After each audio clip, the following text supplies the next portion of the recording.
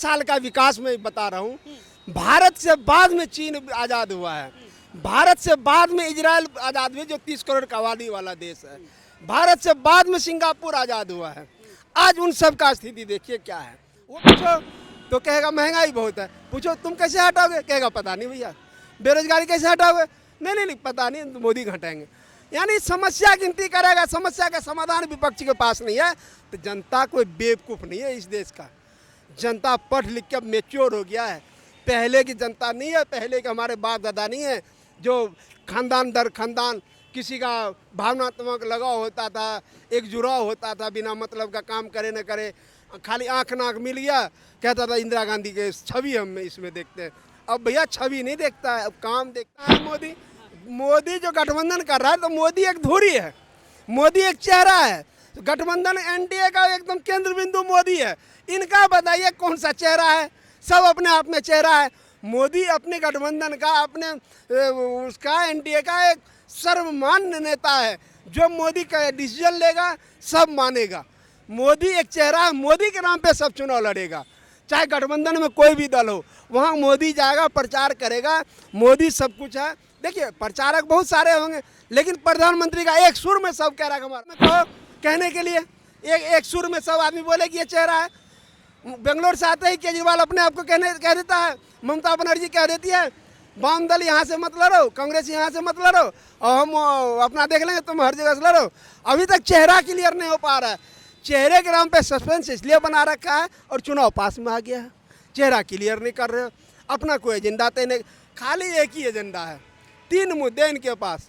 पहला मुद्दा नरेंद्र मोदी, दूसरा मुद्दा नरेंद्र मोदी, तीसरा मुद्दा नरेंद्र मोदी। केवल नरेंद्र मोदी। चीन को देखिए, आज इजराइल को देखिए, ऐसे कई देश हैं जो भारत से के बाद में भी आज़ाद हुआ है। और आज भारत को देखिए कांग्रेस ने कहाँ खड़ा करके रखा है।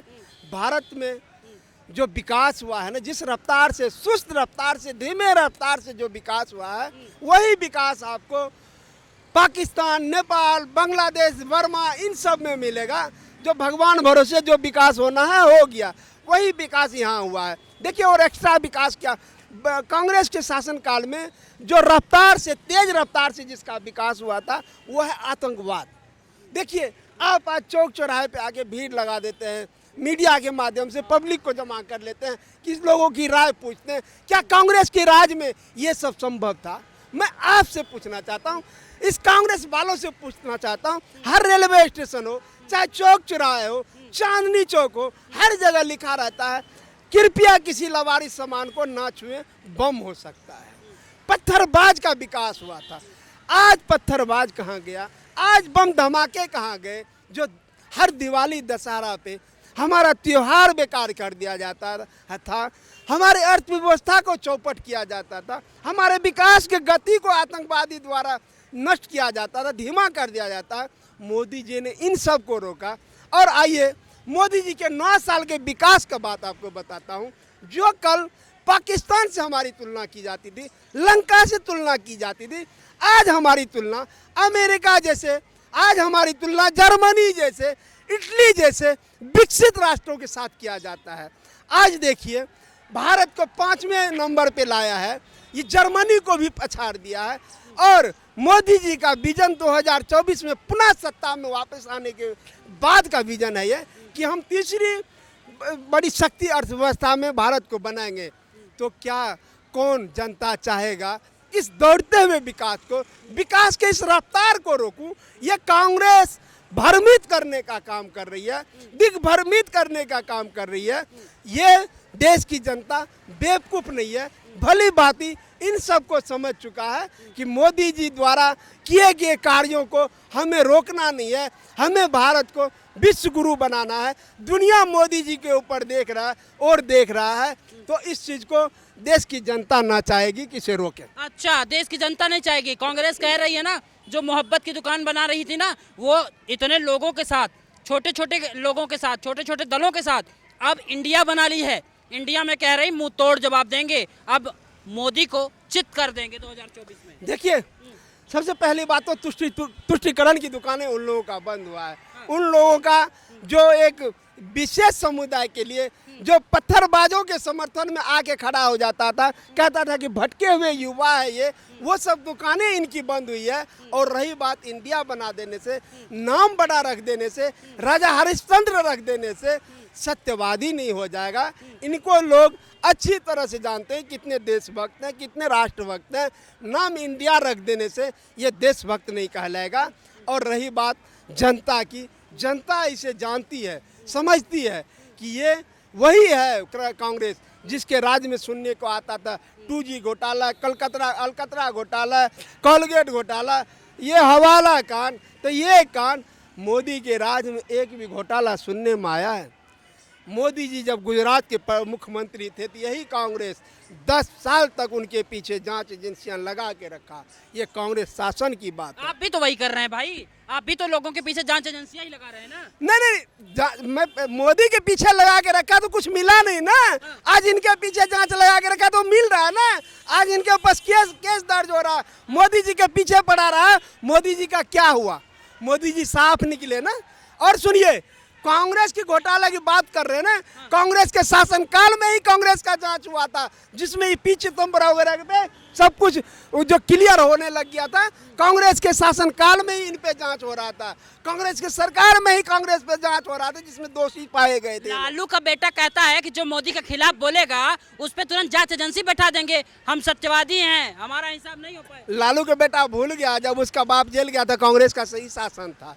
उसके चाचा ही जो जिसका बाप नीतीश का बाप कहता है कि नीतीश के पेट में ही दांत है, वही चाचा उसका उस समय मुख्यमंत्री था। वही ललन सिंह, वही टीम दिया है, सब कागज आगे बढ़ाया है तेजस्वी को मोदी थोड़े फंसाया है भाई। मोदी तो 9 साल से है प्रधानमंत्री, उसका बाप तो कई साल से जेल के सलाखों के पीछे है। तो मोदी क्यों लालू को जेल भेजेगा? ये सब जनता को भरमाने वाली बात है, दिग्भ्रमित करने वाली बात है। ये लोग पहले से अपने कर्मों से जेल में है। कह रहे हैं केजरीवाल है, ममता बनर्जी है, नीतीश कुमार है, लालू प्रसाद यादव है, एक इतनी बड़ी फहरिस्त है ना, इस बार इंडिया जो है सही हिसाब कर देगी। आप किस केजरीवाल का नाम ले लिया? इसने आम आदमी का नाम कह के दिल्ली वालों को ठगा है कि आम आदमी और खास आदमी बन गया है। यही केजरीवाल है ना जो सोनिया गांधी के लिए कह रहा था कि सोनिया गांधी को इटली का अदालत ने दोषी पाया है, मोदी जी डरते हैं, सोनिया को जेल में नहीं भेजते हैं। तुम कैसे उसके गोद में जाके बैठ गए, उसके पल्लू में बैठ गए जाके? और आज कांग्रेस घोटालाबाज नहीं दिख रहा। कल तक तो तुम 350 का पेज लेके कांग्रेस पार्टी का घूमते फिर रहा था, लहराते फिर रहा था मंचों से कि कांग्रेस पार्टी भ्रष्टाचारी है। उसी के विरोध में, उसी के विकल्प में तुम मुख्यमंत्री बने हो, दिल्ली का सत्ता पाए हो। आज किस मुंह से कांग्रेस के गोद में बैठ गए हो जाके? देश हित में हम सब एक साथ आएंगे, अपने मसूबे, अपनी विचारधारा चाहे जितनी अलग हो, लेकिन जनता के हित के लिए जिस तरीके की बेरोजगारी, जिस तरीके का मतलब महंगाई चल रही है, उसके लिए हम सब एक साथ आएंगे। कितना देश हित में, दिल्ली के हित में काम किया है, दिल्ली वालों से पूछ लीजिए ना। दिल्ली को झीलों का शहर बना दिया, दिल्ली को भ्रष्टाचार के दलदल में धकेल दिया। अभी बाढ़ हुआ तो जनता बेहाल हुआ। जनता अभी भूली नहीं इस बात को कि बाढ़ आने से पहले कोई इंतजाम नहीं किया था, और जब बाढ़ आता है तो अपना टीम एक एक्टिव कर देता है आरोप प्रत्यारोप लगाने के लिए। अब दिल्ली की जनता तो सब कुछ समझ के बैठी है। अब वोटिंग का समय आने दीजिए, केजरीवाल को सबक सिखाएंगे कि तुम कितने खास और कितने आम थे पहले। और केजरीवाल का संजय सिंह अभी एक वीडियो वायरल हो रहा, आप लोगों ने भी सुना होगा, कितने स्टाइल में कहता, बातों का तो धनी है लोग। चले जाओ पटना, लालू परिवार, मीसा भारती, वो भारती, चले जाओ तमिलनाडु, स्टालिन तो वो, चले जाओ बीजू पटनायक, तो ये सबका नाम कह रहे ये परिवारवाद। आज तुम परिवारवाद के गोद में क्यों गए हो? क्यों मीटिंग खेल रहे हो? क्यों तुम चोरों का उसमें? और इनके पास तो सबसे पहली बात कोई चेहरा है कहाँ? किसको अभी किसी का नाम देखे ये भानुमति का कुनबा बिखर जाएगा भाई। इनके जो भानुमति का कुनबा बन रहा ना, ये कभी मुंबई आप देखे फिल्म हमें राही प्यार के, मुंबई से गई दिल्ली, दिल्ली से गई पूना, पटना, फिर भी ना मिला सजना, वही है। ये कभी पटना मीटिंग करता है, वहाँ भी नहीं सजना मिलता है। बेंगलोर गया, वहाँ भी सजना का नाम नहीं लिया। क्यों? कि सजना का नाम लेते ही पूरा बारात कुनबा बिखर जाएगा। इसलिए ये मोदी के सामने चेहरा देने में असफल है। ये विपक्ष मजबूत कर रहा है। विपक्ष मजबूत सरकार बनाने के लिए नहीं कर रहा है, मोदी के खिलाफ डट के खड़े हुए हैं।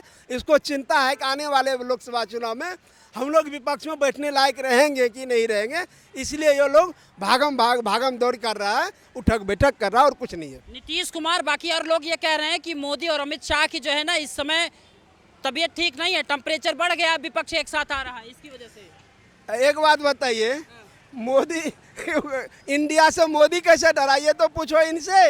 इंडिया किसके डर से बना है भैया? वो तो मोदी के डर से ही इंडिया बना है। तो इंडिया जो गठबंधन का नाम दिया है, भला इससे मोदी क्यों डरे? मोदी के साथ तो देश की जनता है, इनके साथ कौन है? यही चोर चोर मशेरे भाई। ऐसे कह रही है खामखा में गिदर भपकी से शेर डरने वाला है। अरे भैया, जब वो शेर दहाड़ेगा ना तो जिधर जहाँ खड़ा होगा वहीं काफिला शुरू हो जाएगा, जिधर से निकलेगा वहीं से सुनामी निकलेगा। भैया ये मोदी है, जैसे जैसे चुनाव आने दो ना। अभी का सर्वे दिखाया है, अभी का वर्तमान सर्वे दिखाया है, जबकि मोदी अभी दहाड़ने नहीं निकला है पूरी तरह से, चुनावी मोड में नहीं आया। अभी मोदी 2024 का विजन तैयार कर रहा है। ये विजन हमारा है और जनता में ये लेके जाएंगे। इसी में ही अभी मोदी का जो वो सर्वे हुआ ना, 300 प्लस हो रहा, 27 सीटें दिखा रहा है। और जब इस बार मोदी का लहर चलेगा ना, कारवां चलेगा भैया, कहाँ जाके रुकेगा कुछ कहना मुश्किल है। 400 के पार तो होना ही है।